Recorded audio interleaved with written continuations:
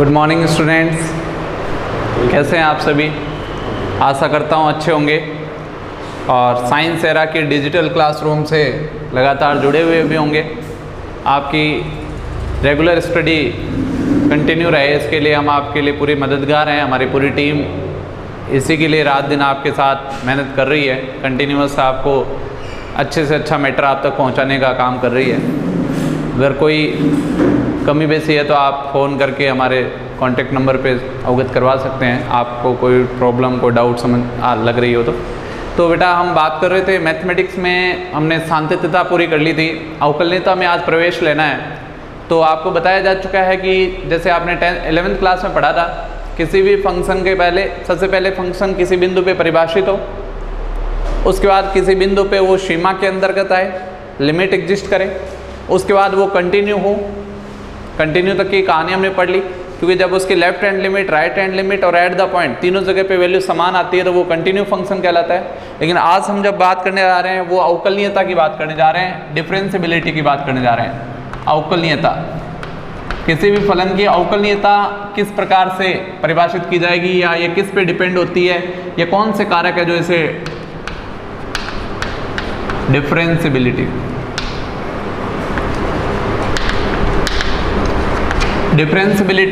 यानी अवकलन होने से पहले फलन का अवकलनीयता की जांच होनी बहुत जरूरी है कि फलन में अवकलनीयता की पूरी कंडीशन फॉलो कर रही है क्या। तो सबसे पहले मैं बता दूं कि सभी संतत फलन अवकलनीयता या किसी भी फलन में अवकलनीयता किस तरह से एग्जिस्ट करती है।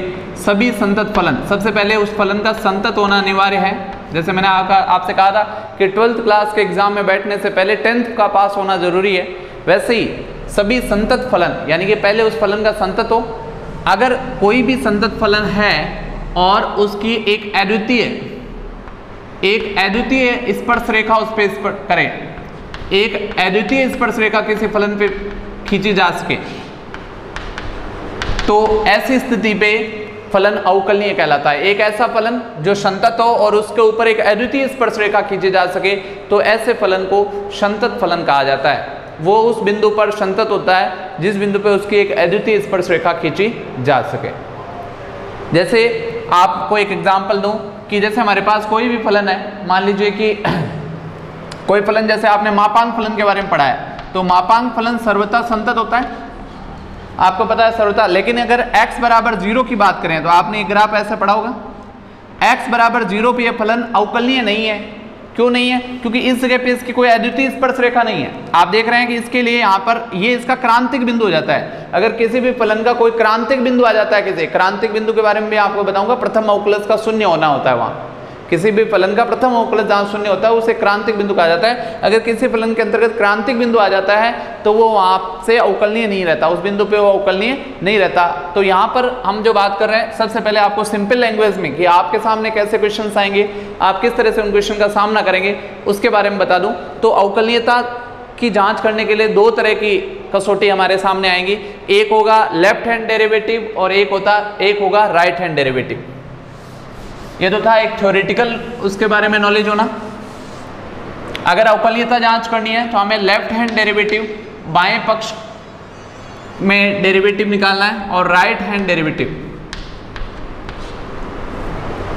अवकलनीयता का मतलब आपको f डैश x से, डैश का मतलब अवकलन से होगा कि f डैश x का एग्जिस्टेंस कब होगा, जब उसके अंदर लेफ्ट हैंड डेरिवेटिव और राइट हैंड डेरिवेटिव दोनों समान हो। अब आपके मन में होगा कि सर लेफ्ट हैंड डेरिवेटिव की जांच कैसे होगी, किसी फलन का लेफ्ट हैंड डेरिवेटिव कैसे ज्ञात करेंगे। तो आपको ये फॉर्मूला याद रखना है बेटा, limit s tends to 0 f a minus h minus F a upon minus h. ध्यान दीजिएगा, लेफ्ट हैंड डेरिवेटिव का ये फॉर्मूला जो आपके साथ चलेगा हमेशा। बिंदु A पर जांच करनी है हमें, किसी भी बिंदु A पर उसका अवकलन जांच करना है। h बहुत छोटी राशि होती है, वेरी स्मॉल पॉजिटिव क्वांटिटी। आपसे कह रहा है F a minus h minus F A, यानी इनमें परिवर्तन बटे h के सापेक्ष। तो ये एक फॉर्मूला लेफ्ट हैंड डेरिवेटिव का।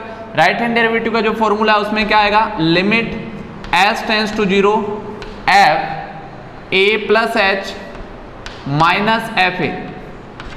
देखिए यहाँ छोटी वाली सीमा से बड़ी वाली सीमा घटाई जा रही है, बटे माइनस एच है। यहाँ बड़ी वाली सीमा से छोटी वाली सीमा घटाई जा रही है, बटे एच।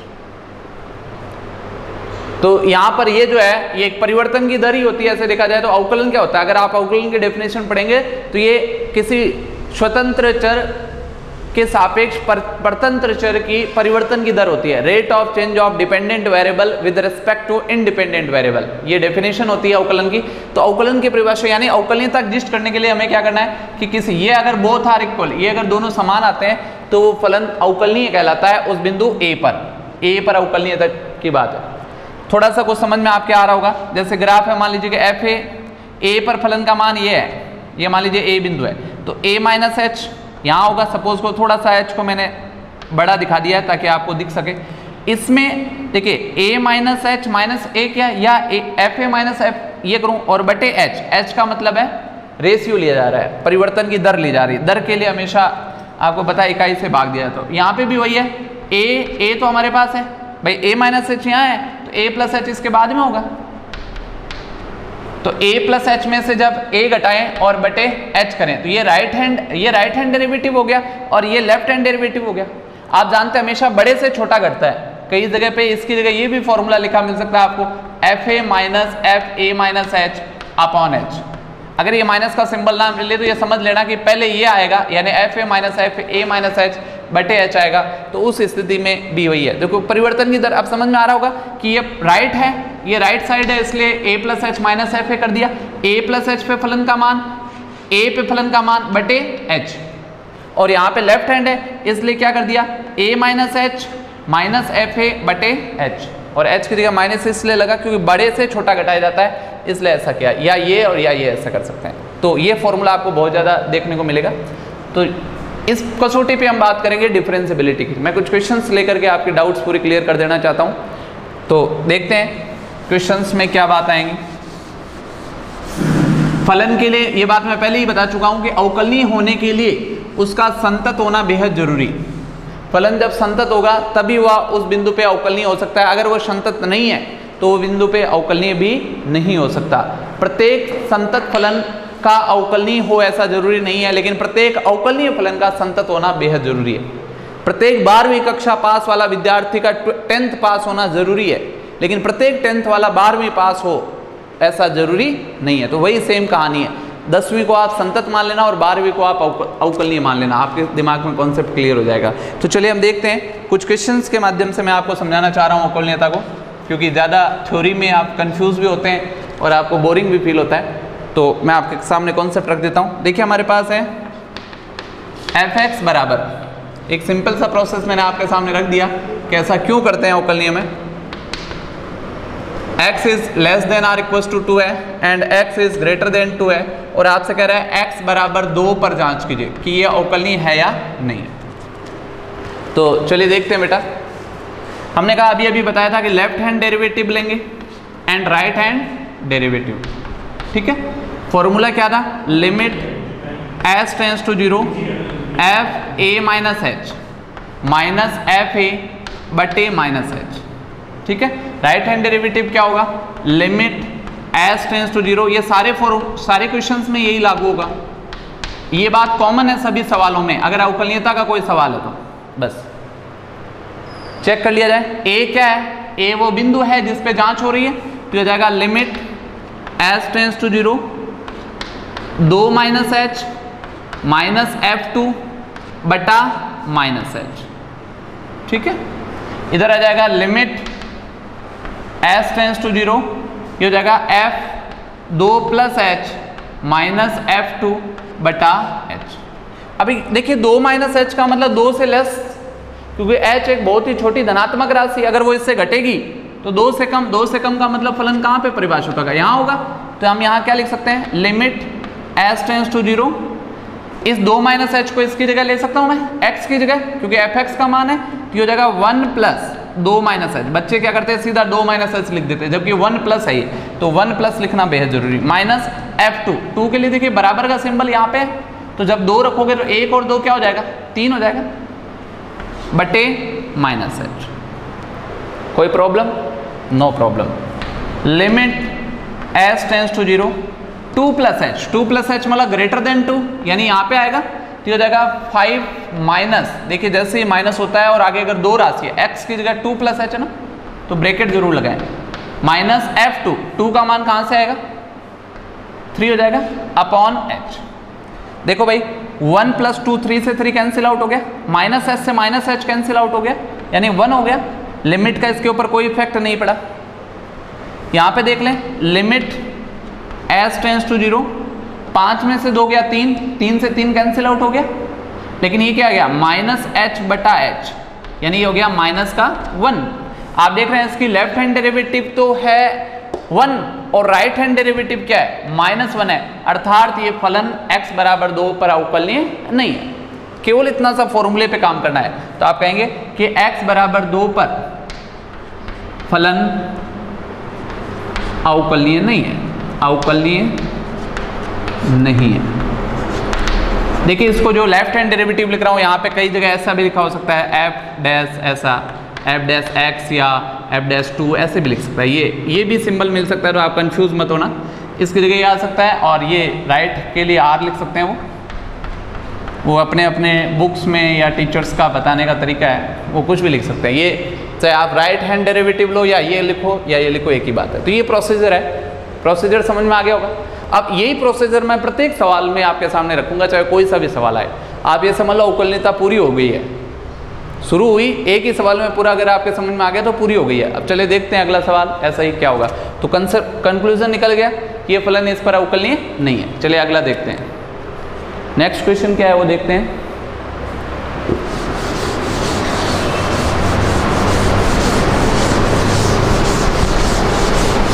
वन बाय वन हम सारी चीज़ें सीख जाएंगे अगर हम नियमितता रखेंगे और टीम पर विश्वास रखेंगे कि ये टीम हमारे साथ जुड़ करके हमारा अच्छा परीक्षा परिणाम और आगे सब्जेक्ट का अच्छा नॉलेज दे सकता है, तो ज़रूर हमें सक्सेस मिलेगी। अगला जो हमारा एग्जाम्पल है या क्वेश्चन है वो क्या कह रहा है वो देखें।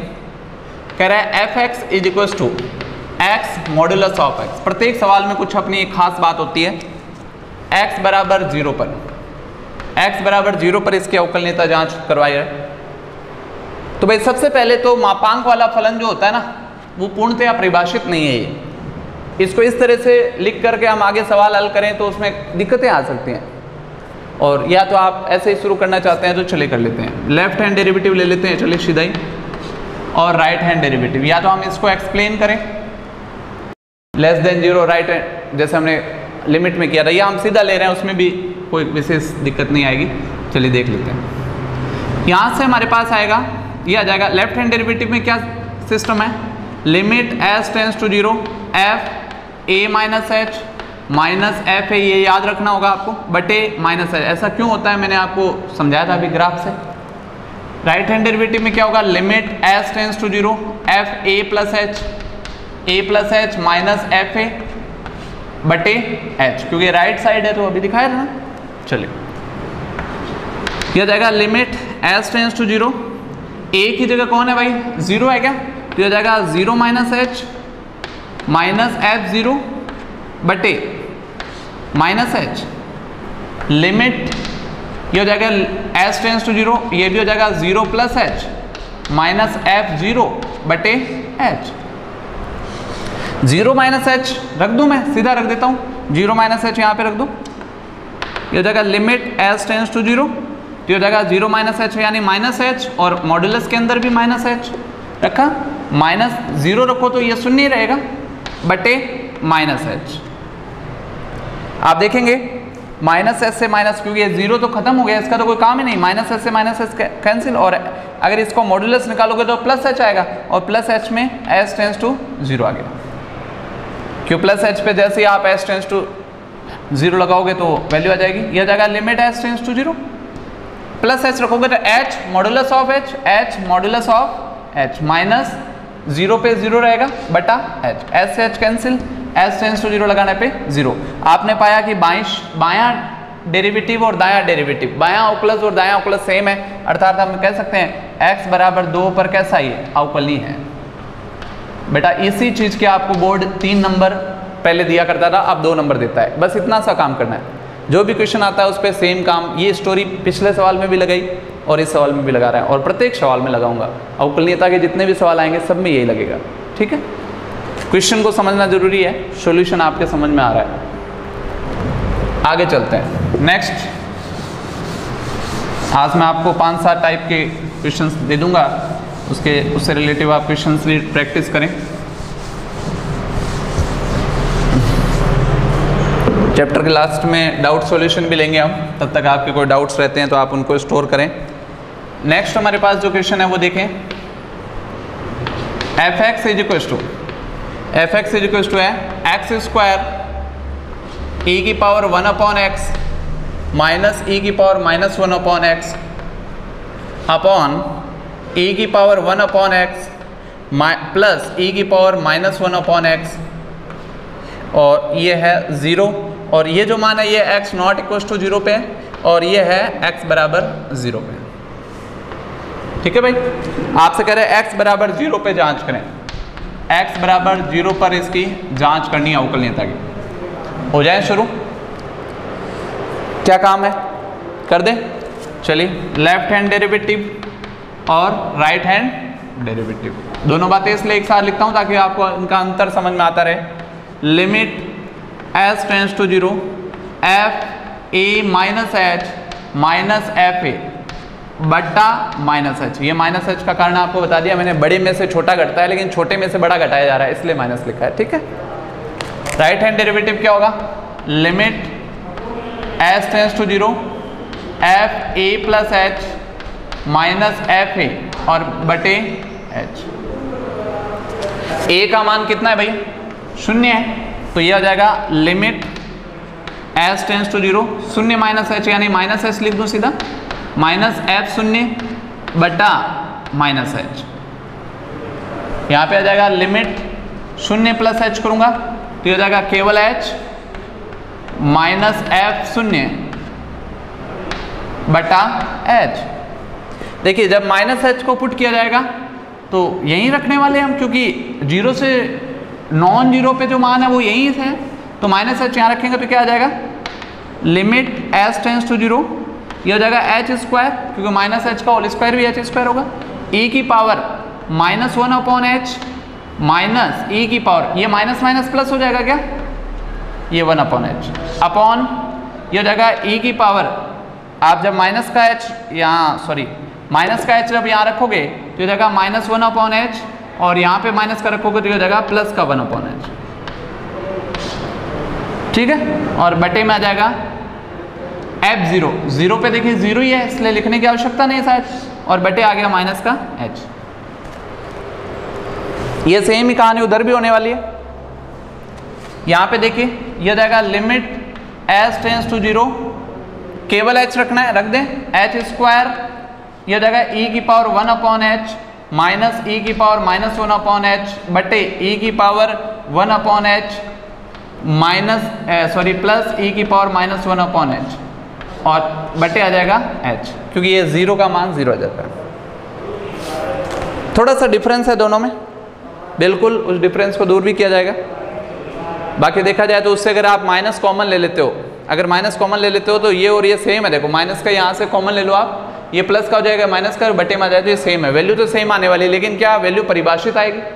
सबसे पहले चीज़ है सेम होने के साथ साथ में मान का सम, क्योंकि लिमिट एग्जिस्ट करने का मतलब है कि अनंत नहीं होना चाहिए मान, अगर अनंत भी दोनों जगह बराबर आ जाता है तब भी अवकलनीय नहीं होगा, क्योंकि उसमें लिमिट ही नहीं एग्जिस्ट हुई। तो जब लिमिट ही नहीं एग्जिस्ट हुई, जब 8वीं पास नहीं हुआ तो 12वीं कहाँ कैसे जबरदस्ती पास हो गया, तो वो काम नहीं कर सकते हम। चलिए देखते हैं, अब अगर हम सीधा s टेंड्स टू 0 लगाते हैं तो देखो भाई, आप एक h काटा, ये काटा, आप अंदर जाके एक बार ट्राई करके आओ, अंदर जाओगे तो ये मान यहाँ पे अनंत होता हुआ नजर आएगा, a की घात अनंत का मतलब अनंत, यहाँ पे आप देखोगे प्लस वाले पे अनंत आएगा, तो इसको खत्म करना बहुत जरूरी है। ये जो फैक्टर है ना, ये फैक्टर इस क्वेश्चन को खराब कर सकता है आपके, क्योंकि आप जैसे ही पुट करोगे, आपने यहाँ पे 0 रखा लेकिन यहाँ भी 0 रख रहे हो, तो e की पावर अनंत का मान अनंत होता है। तो इसको खत्म करने के लिए ही क्या काम किया गया है, अब यहाँ पे एक टर्निंग पॉइंट है इस क्वेश्चन का, वो देखो आप। टर्निंग पॉइंट क्या है कि यहाँ से जो प्लस वाला है उसे कॉमन लिया जा रहा है। देखिएगा लिमिट दोनों जगह सेम होगा, ये और वो, एक में हल कर देता हूँ तो दूसरा, क्योंकि माइनस जैसे ही आप कॉमन लोगे ये सेम ही पार्ट बचेगा, देख लो बचेगा ना, प्लस वाला माइनस। तो चलिए देख, मैं यहाँ पे प्लस वाला ये कॉमन ले लेता हूँ यहाँ से, तो यह आ जाएगा e की पावर 1/h। जैसे ही कॉमन लिया तो भाग लगता है, भाग लगने का मतलब हो जाएगा यहाँ पे आ जाएगा e की पावर -2/h। कैसे आएगा आपके थोड़ा कम समझ में आएगा। देखिए मैं यहाँ पे से समझाता हूँ। जैसे मान लो x की घात माइनस है और यहाँ पे ये है, इसको x मान लिया पूरे को, सपोज करो एक बार। अगर मैं इससे x कॉमन लेता हूँ, कॉमन का मतलब होता है भाग देना, तो ये -1 का मतलब क्या होता है 1/x होता है, और जब एक और कॉमन हो तो x² हो गया, और यहाँ पे आ गया x/x, तो ये क्या आ गया x, ये आ गया x की घात -2 और -1। देखिए जो घात -1 थी वो -2 बनी या नहीं बनी, यही बात मैं यहाँ पे कर रहा हूँ। जो घात -1 है उसे -2 बना दिया, और ये हो जाएगा -1 बटा, ये बात मैंने समझाने का प्रयत्न किया, आपको समझ में आ गई होगी। बटे में देखिएगा, बटे में भी प्लस वाला कॉमन ले रहा हूं, e की पावर 1/h कॉमन ले लिया, और तो ये आ जाएगा e की पावर -2/h और +1। ऐसा करने के पीछे कारण था जो आपको पहले मैं बता चुका हूं, इससे ये कैंसिल आउट हो गया। अब आप लिमिट पुट कर सकते हो, अब कहीं अनंत वाला कोई मामला नहीं है। आप देखोगे 1h से 1h कैंसिल हुआ, ये हो जाएगा लिमिट s टेंस टू 0 और h और e की पावर, चलो एक बार थोड़ा व्यवस्थित लिख देता हूँ, -2/h -1 बटा e की पावर -2/h और +1 पीछे। अब लिमिट पुट करोगे तो ये हो जाएगा 0 इंटू, आप किसी का मान, किसी की घात अगर माइनस अनंत है तो उसका मान 0 होता है, पता है ना, पिछले लेक्चर में बता चुका हूँ कि अगर आप यहाँ पे देखोगे तो e की घात माइनस अनंत आएगी, क्योंकि 1/0 का मतलब अनंत, और -1 बटा e की घात माइनस अनंत +1, और किसी की घात माइनस अनंत का मान 0 होता है, तो यह आ जाएगा 0 गुणा -1/1, ये भी 0, तो यह आ जाएगा टोटली 0 आ जाएगा। और यही बात यहाँ भी रहेगी, यानी कि दोनों की लिमिट क्या रही, इधर भी 0 और उधर भी 0। यहाँ पे भी पॉजिटिव कॉमन लेना है। जैसे ही आप e की पावर 1/h को कॉमन लोगे तो ये 1 - e की पावर -2/h, 1 + e की पावर -2/h, और ये पूरा आपका मैटर सॉल्व हो जाएगा। तो ये था भाई, दोनों साइड की जो लिमिट है वो क्या रहेगी 0, लेफ्ट हैंड डेरिवेटिव भी 0, राइट हैंड डेरिवेटिव 0, अतः ये x बराबर 0 पे कैसा होगा, अवकलनीय होगा, ये अवकलनीय होगा। तो नेक्स्ट क्वेश्चन ले लेते हैं। अगला क्वेश्चन क्या कह रहा है, अगला क्वेश्चन क्या कह रहा है देखें। ठीक है जी, सर ने तो डरा ही दिया था, कहा इतने जल्दी इतना टाइम कैसे हो गया।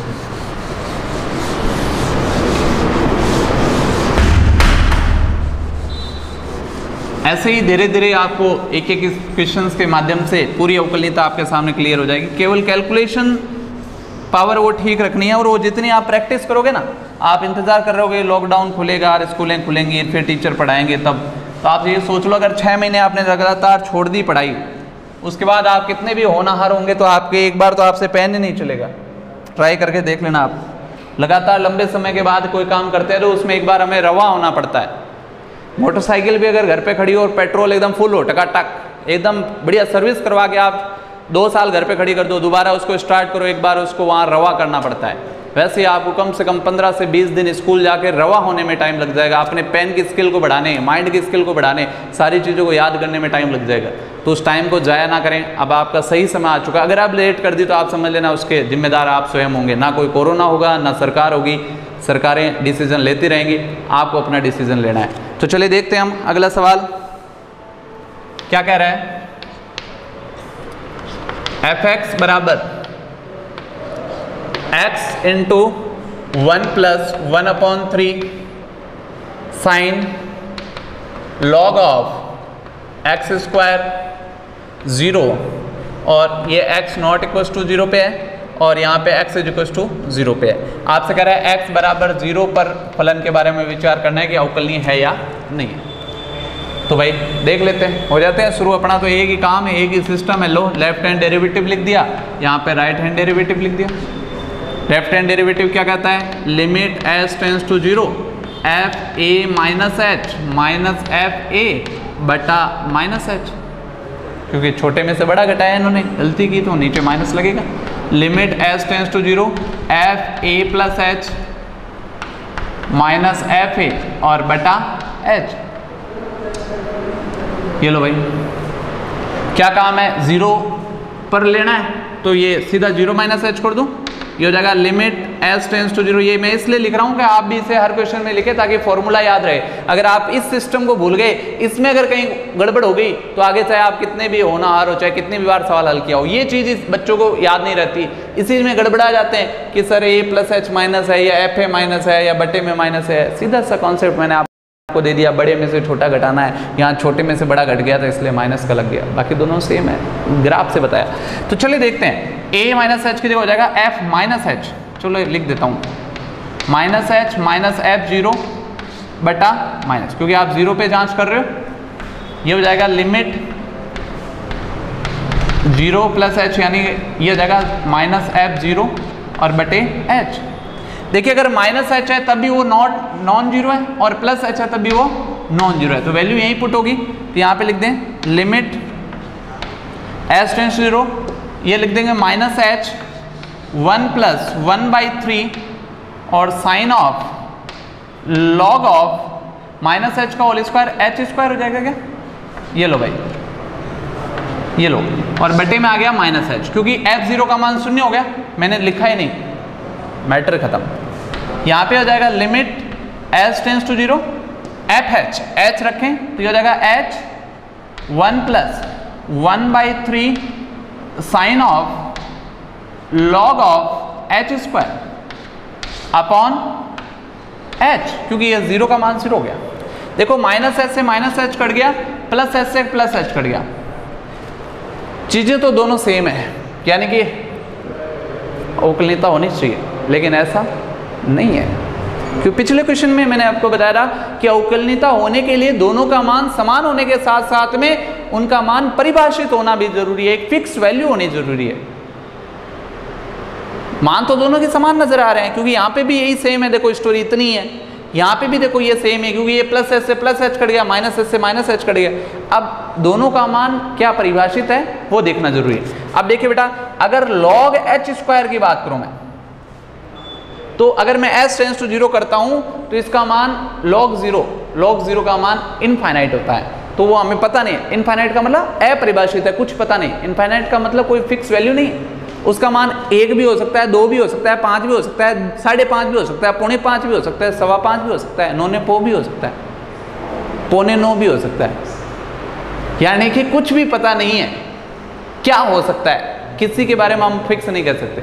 तो यहाँ पे हमारे पास यही है कि अब इसका जो मान है वो इस पे डिपेंड करता है कि इसका एंगल तो आ गया। साइन का जो मान है वो क्या होता है, -1 से +1, ध्यान से समझना, ये 1 + 1/3 और इसका जो मान है वो -1 से +1 तक कुछ भी, क्योंकि आपने सुना हुआ है कि साइन का मान क्या होता है। तो ये आ जाएगा, अगर मैं इसके बारे में, ये दोनों पे लागू हो रही है भाई, यहाँ दोनों जगह मैं अलग अलग कहानी नहीं लिख रहा हूँ, ये सेम ही कहानी यहाँ भी लिखूंगा। अगर आप अपनी कॉपी में लिखोगे पहली बार में भी ये लिखोगे, बाद में ये स्टेप लोगे तो वही बात वहाँ वापस दोहराओगे। अब देखना, जब 1/3 से इससे गुणा होगा तो ये हो जाएगा -1/3।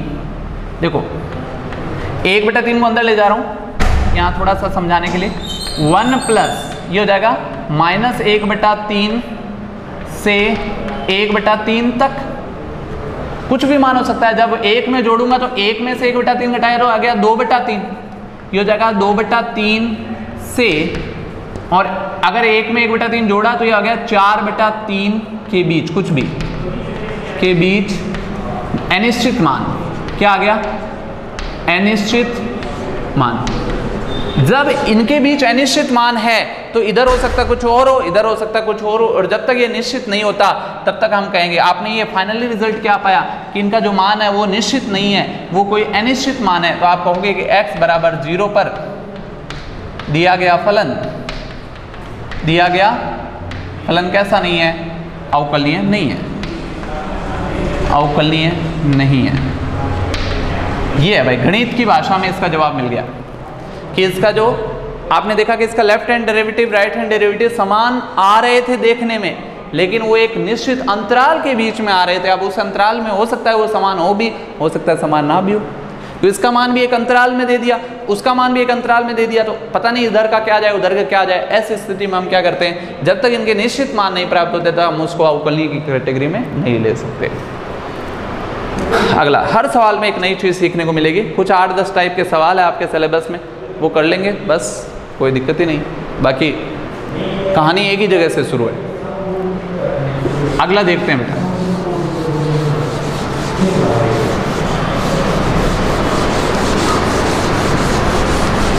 आप तक शानदार वीडियो क्वालिटी पहुंचा रहे हैं हमने अपनी भरकस कोशिश की, जहां से भी हमें यंत्र तंत्र मंत्र जो भी लाने पड़े, लेकिन हमने किसी भी तरह का कोई समझौता नहीं किया कि हम आपको किसी भी प्रकार से सेल फोन से क्लास बना के टेम्परेरी काम चला दें, क्योंकि हम विश्वास क्वालिटी पे कर रहे हैं, क्वांटिटी पे नहीं। हम ये नहीं चाहते कि 2000, 5000 या 10,000 बच्चों को पढ़ा दें, यूट्यूब पे क्लास चला दें, फेसबुक पे चढ़ा दें, उससे मतलब नहीं। हम चाहते हैं कि क्वालिटी के साथ में अगर हम 100 बच्चों को भी पढ़ा रहे हैं तो वो 100 अपने बच्चे होने चाहिए। उन बच्चों के मुँह जबान से होना चाहिए कि मैंने इस कोरोना काल में साइंस एरा से बढ़िया क्लासेस ली है, उनसे बेहतर कोई क्लासेस नहीं मिली मुझे। एक फ्लुएंट, एक लगातार क्लासेस आपको दी जा रही है, तो उसमें आपकी भी सहभागिता बहुत ज़रूरी है। अगला सवाल,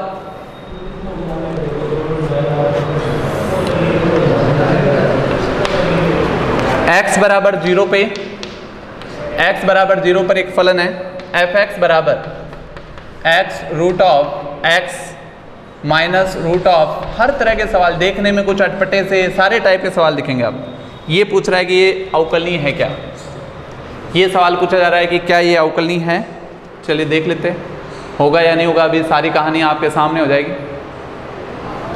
फलन यही है, x बराबर 0 बिंदु है, काम सेम रहेगा, कोई भी तरह की कोई चाहे कैसा भी सवाल आए शुरुआत वही से होगी जहाँ से हमेशा होती है, प्रोसेस वही लगेगा जो हमेशा लगता है। Limit s tends to 0 f a minus h minus F A बटा minus H. Limit s tends to 0 F A plus H minus F A बटा एच। a का मान क्या है भाई, 0 है, लिख दूं यहाँ पे, ये हो गया लिमिट s टेंड्स टू 0, ये हो जाएगा f माइनस एच, क्योंकि जैसे ही 0 लगा माइनस f0 बटा minus H. Limit s tends to 0, ये प्लस h माइनस f0 बटा h। अब भाई 0 पे क्या हो रहा है, अगर आप 0 की कहानी देखते हो तो ये 0 सीधा ही खत्म कर रहा है, कह रहा है ये 0 ये वो, कुछ नहीं सर, कुछ नहीं। क्या 0 इसको सबको खत्म कर रहा है या नहीं कर रहा है, कहीं अनंत अनंत तो नहीं आ रहा है, ब्रैकेट में नहीं आ रहा है ना, तो 0 का काम तो खत्म हो गया यहाँ से भी और यहाँ से भी। हालांकि आपको वहाँ नहीं काटना है, एग्जाम में नहीं काटना, अगले स्टेप में उसका कोई जिक्र नहीं करना, या ये लिख सकते हो उसका मान 0 है। अब केवल इतना बच जाता है मामला, इधर इतना और इधर इतना। चलिए इसको सोल्व करते हैं। यह आ जाएगा लिमिट माइनस एच रख दें, आराम से रखें, कोई प्रॉब्लम नहीं। ये आ गया माइनस एच और ये आ गया माइनस एच प्लस 1 और बटे में आ गया माइनस का एच। कोई प्रॉब्लम, नो प्रॉब्लम सर।